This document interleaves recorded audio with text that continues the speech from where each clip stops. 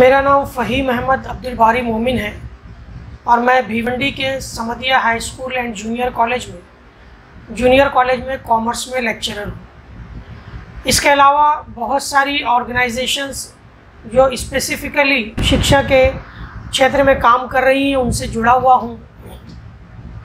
पिछले 1 साल के दौरान जब से लॉकडाउन लगा, हम लोगों ने कोशिश की कि ऑनलाइन तरीके से शिक्षा के विभाग में और मेडिकल विभाग में अगर कुछ काम हम कर सकते हैं तो हम करेंगे। हमारी एक ऑर्गेनाइजेशन है जो पैन इंडिया लेवल की ऑर्गेनाइजेशन है, जिसका नाम है all India ideal teachers association, जिसका शॉर्ट फॉर्म है आइटा। हमने ख़ास तौर पर शिक्षा के विभाग में काम करने के लिए जब गवर्नमेंट ने नेशनल एजुकेशन पॉलिसी 2020 का अनाउंसमेंट किया तो हमने इसके ऊपर सीरीज़ ऑफ लेक्चर्स जो है, सेशंस जो है, उसके ऊपर कंडक्ट किए। सबसे पहले हमने ये क्या है शिक्षा नीति जो बनी है, नेशनल एजुकेशन पॉलिसी जो फ्रेमवर्क बन रहा है, ये क्या है, इसको समझने के लिए सबसे पहले हमने एक ऑनलाइन प्रोग्राम पिछले जून में किया, जिसमें हमने मौलाना आज़ाद नेशनल उर्दू यूनिवर्सिटी हैदराबाद के महमूद सिद्दीकी साहब से ये कहा था कि वो इस शिक्षा जो पूरी एजुकेशन पॉलिसी है उसमें क्या क्या बातें हैं वो हमारे टीचर्स को बताएं। इस तरीके से सबसे पहला प्रोग्राम हमने introduction of national education policy पर कंडक्ट किया। उसके बाद हमने दूसरा प्रोग्राम इस एजुकेशन पॉलिसी के जो क्रिटिकल एनालिसिस है उसको जो क्रिटिक्स ने उसके ऊपर जो क्रिटिक्स किए उसके ऊपर हमने बात करने के लिए दूसरा प्रोग्राम किया था उसके 2nd वीक में, यानी ये अगस्त के 1st वीक में या जुलाई के लास्ट वीक में हमने कंडक्ट किया था,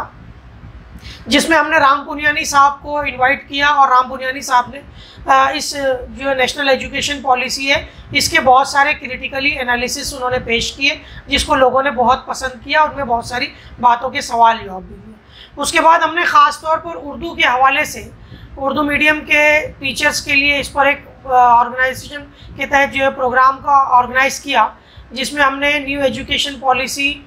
उर्दू के बारे में उसमें क्या चीज़ें हैं उर्दू टीचर्स को जोड़ करके उसके ऊपर बात की, जिसमें हमने जो है बम्बई के जो ऑथर हैं शमीम तारिक साहब उनसे बात की और उनको इनवाइट किया और उन्होंने बहुत अच्छे तरीके से इसके मुख्तलिफ महाराष्ट्र सरकार ने महाकरियर पोर्टल जो है शुरू किया, तो हमने ख़ास तौर पर पहला प्रोग्राम जो है वो हमारे यहाँ की जो पंचायत समिति है, शिक्षण बोर्ड है, उनके साथ मिलकर के किया कि इंट्रोडक्शन ऑफ महाकरियर पोर्टल। बाद में हमने हेडमास्टर एसोसिएशन के साथ मिलकर के एक प्रोग्राम किया जिसमें हमने 2 टॉपिक को कवर किया, जिसमें एक महाकरियर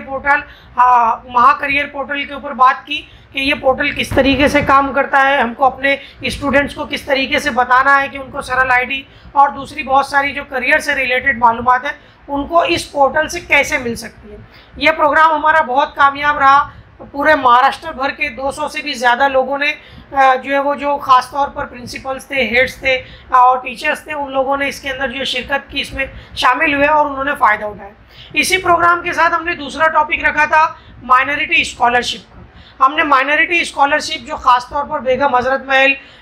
प्री मैट्रिक स्कॉलरशिप स्कीम और पोस्ट मैट्रिक स्कॉलरशिप स्कीम, इस स्कॉलरशिप स्कीम के पूरी जो है मालूमात ऑनलाइन तरीके से दी और ये दोनों प्रोग्राम को एक साथ किया। ये दोनों प्रोग्राम को करने का मकसद हमारा ये था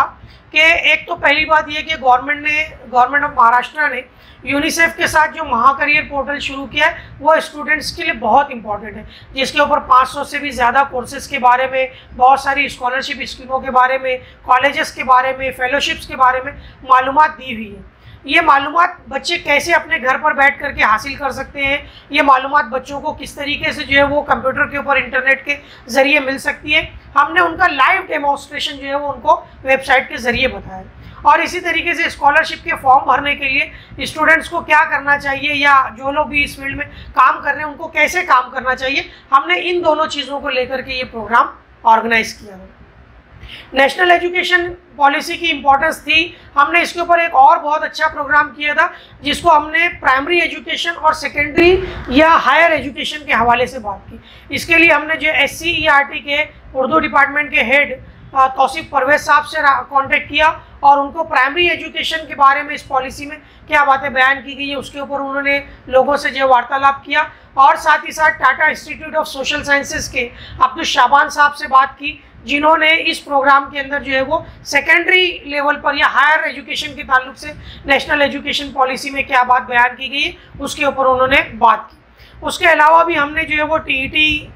एग्ज़ाम के लिए टीचर्स के लिए एक वर्कशॉप ऑर्गेनाइज किया, ये ऑनलाइन वर्कशॉप था। उसके अलावा टीचर्स की जो टीचिंग स्किल्स है उसको इम्प्रूवमेंट करने के लिए, स्टूडेंट्स में मॉरल वैल्यूज़ को बढ़ाने के लिए किस तरीके से करना चाहिए, इसके ऊपर भी हमने अपनी organisation all India ideal teachers association से ये प्रोग्राम ऑर्गेनाइज किए। इसके अलावा इस दरमियान में हमने और भी दूसरे बहुत सारे प्रोग्राम ऑर्गेनाइज किए, जिनके अंदर ख़ासतौर पर यूथ्स को कांटेक्ट किया और यूथ्स को ये बताने की कोशिश की कि मौजूदा दौर के अंदर किस तरीके से जो है वो मॉरल वैल्यू जो है वो हो रही है और उनको किन चीज़ों के ऊपर गौर करना चाहिए, ये प्रोग्राम भी हमने ऑर्गेनाइज़ किया। उसके अलावा यूनिसेफ और हमारे यहाँ की एक मकामी जो ऑर्गेनाइजेशन है मोहम्मद असद कासमी साहब की, उसके साथ हमने मिल करके जो है वो मेडिकली एक प्रोग्राम ऑर्गेनाइज़ किया था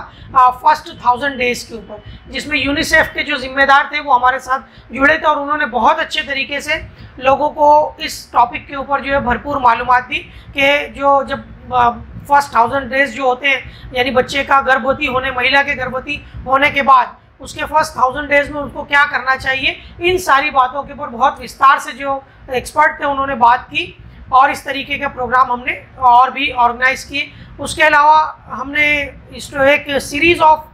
करियर गाइडेंस के लेक्चर चलाए थे, जिसमें हम लोग हर फ्राइडे को हमारे यहाँ की एक जो लोकल ऑर्गेनाइजेशन है जीटी फाउंडेशन, उसके साथ मिलकर के हमने ये किया कि हर हफ्ते हर वीकली हमने एक अलग अलग टॉपिक के ऊपर के आर्ट्स के स्टूडेंट्स के लिए कौन से कोर्सेज अवेलेबल हैं, साइंस के स्टूडेंट्स के लिए, कॉमर्स के स्टूडेंट्स के लिए कौन से कोर्सेज अवेलेबल है, ये सारे कोर्सेज हमने स्टूडेंट्स को ऑनलाइन तरीके से बाकायदा अलग अलग एक्सपर्ट्स के ज़रिए इस तरीके के 9 सेशंस हमने ऑर्गेनाइज किए थे, जिसका बच्चों को बहुत फ़ायदा हुआ। उसके अलावा जो है वो बहुत सारे जो करियर से रिलेटेड और एजुकेशन से रिलेटेड छोटे मोटे प्रोग्राम होते रहे। हमने उसको जो है प्रॉपर सोशल डिस्टेंसिंग के साथ जब अनलॉक शुरू हुआ तो थोड़े वक्फे से जो है वो शहर के भिवंडी शहर चूँकि गरीबों पर मुश्तमिल आबादी वाला शहर है, इसलिए हमने शहर के अलग अलग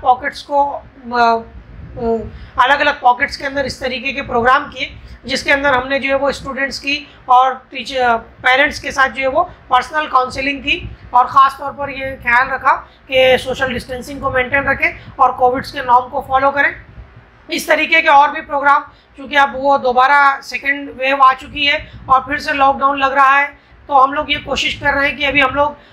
ख़ास तौर पर SCERT के जो टीचर्स ने, बहुत सारे टीचर्स ने अभी 10th और 12th के स्टूडेंट्स के लिए गाइडेंस लेक्चर रखा